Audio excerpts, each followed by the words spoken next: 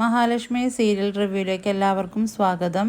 അങ്ങനെ മേഘനാഥനാണെങ്കിൽ വാമനോടായിട്ട് പറയുന്നുണ്ട്, അച്ഛനെ തോമസ് ഡോക്ടറിൻ്റെ അടുത്തേക്ക് കൊണ്ടുപോവുകയും അവിടെ ചികിത്സിക്കുകയുമാണ് എൻ്റെ ഉദ്ദേശമെന്നും അതോടൊപ്പം തന്നെ കണ്ണനാണെങ്കിൽ ഇപ്പോൾ അവിടെ ഉണ്ടല്ലോ, അവൻ എന്തെങ്കിലും മാറ്റമുണ്ടോ എന്ന് നമുക്കറിയാനും സാധിക്കുമെന്ന് വാമനോടായിട്ട് പറയുന്നുണ്ട്.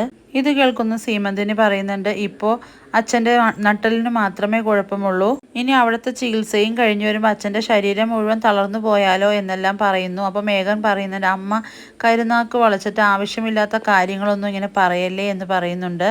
മേഘൻ ചോദിക്കുന്നുണ്ട്, അമ്മയ്ക്കൊരു ആഗ്രഹമില്ല അച്ഛൻ എഴുന്നേറ്റ് നടന്ന് കാണണമെന്ന്. അപ്പോൾ വാമൻ പറയുന്നുണ്ട്, അവൾ അങ്ങനെയൊക്കെ പറഞ്ഞോളും, നമുക്ക് എത്രയും പെട്ടെന്ന് തന്നെ അങ്ങോട്ട് പോകാം എന്നും പറയുന്നുണ്ട് കേട്ടോ. അങ്ങനെ അടുത്ത ദിവസം തന്നെ വാമനെയും കൊണ്ട് മേഘനാഥൻ തോമസ് വൈദ്യരുടെ ക്ലിനിക്കിൽ എത്തുന്നുണ്ട്. അതേസമയം മാർക്കോയും അതുപോലെ അനന്തവും മഹാലക്ഷ്മിയും കണ്ണനെല്ലാം കൂടെ ഒരുമിച്ച് നിൽക്കുകയാണ്. അപ്പോൾ അനന്ത് പറയുന്നുണ്ട്, നീ ഇനി ഈ വീൽ ചെയറിൽ നിന്നൊന്ന് എണീക്കാനായിട്ട് ശ്രമിക്കൂ കണ്ണ, ഞങ്ങൾ നിന്നെ ഹെൽപ്പ് ചെയ്യാമെന്നെല്ലാം പറയുകയാണ്. അപ്പോൾ മഹാലക്ഷ്മി പറയുന്നുണ്ട്, ഒരുപാട് സ്ട്രെയിൻ ചെയ്യേണ്ടെന്നാണ് തോമസ് ഡോക്ടർ പറഞ്ഞിരിക്കുന്നത്, താൻ പേടിക്കേണ്ടടോ, ഞങ്ങളൊക്കെ ഇല്ലേ എന്ന് പറഞ്ഞ് അനന്തു കണ്ണനോടായിട്ട് എണീക്കാനെല്ലാം പറയുന്നുണ്ട്. അങ്ങനെ മാർക്കോയും അനന്തവും കൂടെ കണ്ണനെ എണീപ്പിക്കാനായിട്ട് ശ്രമിക്കുന്നുണ്ട്. അതേസമയമാണ് അവിടേക്ക് മേഘനാഥനും വാമദേവനും കടന്നു വരുന്നത് ഇവരെ ശ്രദ്ധയിൽപ്പെടുന്നതോടുകൂടി കണ്ണൻ വീൽചെയറിൽ വീണ്ടും ഇരിക്കുകയാണ് ചെയ്യുന്നത്. അങ്ങനെ മേഘനാഥനാണെങ്കിൽ കണ്ണൻ്റെ അരികിലേക്ക് വരുന്നുണ്ട്. എന്നിട്ട് പറയുന്നു, നിന്നെപ്പോലെ ഇപ്പോൾ എൻ്റെ അച്ഛനും വീൽ ചെയറിലാണല്ലോ, അപ്പോൾ അച്ഛനും ഈ തോമസ് വൈദ്യറിൻ്റെ ട്രീറ്റ്മെൻറ്റുകളും ഗുണമുണ്ടാവുമെന്നാണ് എനിക്ക് തോന്നുന്നു, അതുകൊണ്ട് അച്ഛൻ ഇങ്ങോട്ട് കൊണ്ടുവന്നിരിക്കുകയാണെന്നും പറയുന്നുണ്ട്. ഇത് കേൾക്കുന്ന കണ്ണൻ പറയുന്നുണ്ട്, എന്നെ മഹാലക്ഷ്മി ഇവിടേക്ക് കൊണ്ടുവന്നപ്പോൾ നിങ്ങൾക്ക് എല്ലാവർക്കും തോമസ് ഡോക്ടറിനെ വലിയ പുച്ഛമായിരുന്നല്ലോ, ഇപ്പം എന്ത് പറ്റിയെന്നല്ല ഒരു കളിയാക്കൽ രൂപത്തിൽ തന്നെ കണ്ണൻ ചോദിക്കുന്നുണ്ട് കേട്ടോ മേഘനോട്. അതേസമയം വാമദേവൻ കണ്ണനോട് ചോദിക്കുന്നുണ്ട്, നിനക്ക് ഇവിടുത്തെ ചികിത്സയിൽ വല്ല പുരോഗമനം ഉണ്ടായിട്ടുണ്ടോ എന്ന് ചോദിക്കുന്നു.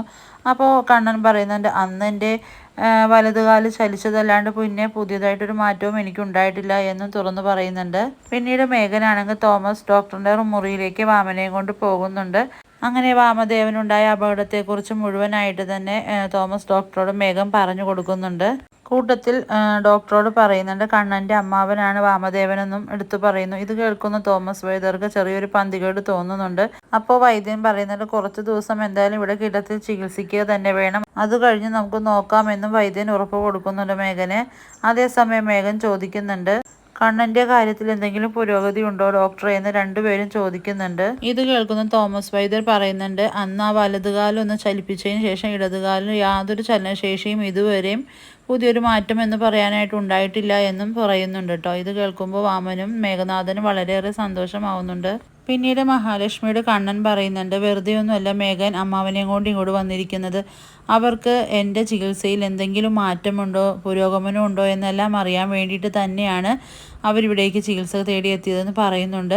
അപ്പം മഹാലക്ഷ്മി പറയുന്നുണ്ട്, അങ്ങനെയല്ലായിരിക്കും കണ്ണേട്ടാ, ചിലപ്പോൾ ആ അമ്മാവന് ചികിത്സയ്ക്ക് വേണ്ടി കൊണ്ടുവന്നത് തന്നെ ആയിരിക്കാം. ഇല്ല മഹി, അവർക്ക് എൻ്റെ ഇടതുകാലും അനങ്ങുന്നുണ്ടോ ചലിക്കുന്നുണ്ടോ എന്ന് അറിയാൻ വേണ്ടി തന്നെയാണ് അവർ ഇവിടേക്ക് വന്നിരിക്കുന്നതെന്നും മഹാലക്ഷ്മിയോടായിട്ട് പറയുന്നുണ്ട്. പിന്നീട് മേഘനാഥനാണെങ്കിൽ സാഗറിനെ കാണാനിടയാകുന്നു. സാഗറിനെ കാണുന്നതോടെ കഴിഞ്ഞുപോയ കാര്യങ്ങളെല്ലാം മനസ്സിലേക്ക് വരികയാണ്.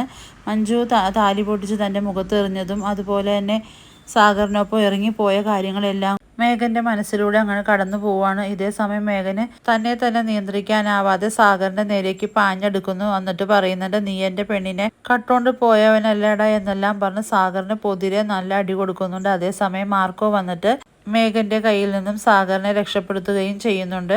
തിരിച്ച് മേഘനാഥന് മാർക്കോയുടെ കയ്യിൽ നിന്ന് നല്ല അടി കിട്ടുകയൊക്കെ ചെയ്യുകയാണ്. അങ്ങനെ ഇതെല്ലാം കാണിച്ചാണ് ഇന്നത്തെ റിവ്യൂ അവസാനിക്കുന്നത്. വീഡിയോസ് എല്ലാം ഇഷ്ടമാവുകയാണെങ്കിൽ ലൈക്ക് ചെയ്യുക, സബ്സ്ക്രൈബ് ചെയ്യുക.